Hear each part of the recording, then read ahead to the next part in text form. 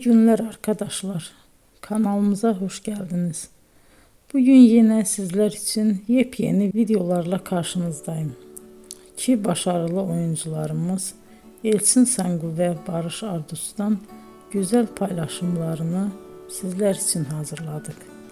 Elçin Sangu, Sevdim Alabora, Yalancı ve Mumları, Kiralık Aşk, İyi Günde Kötü Günde bu dizilerde rol almış ve herkes tarafından çok beğenilmiştir.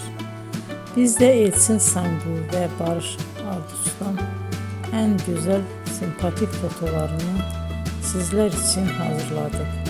Bu karelerin devamını istiyorsanız emeğe saygı olarak kanalımıza abone olup yorum yazmayı unutmayın arkadaşlar. Teşekkür ederim.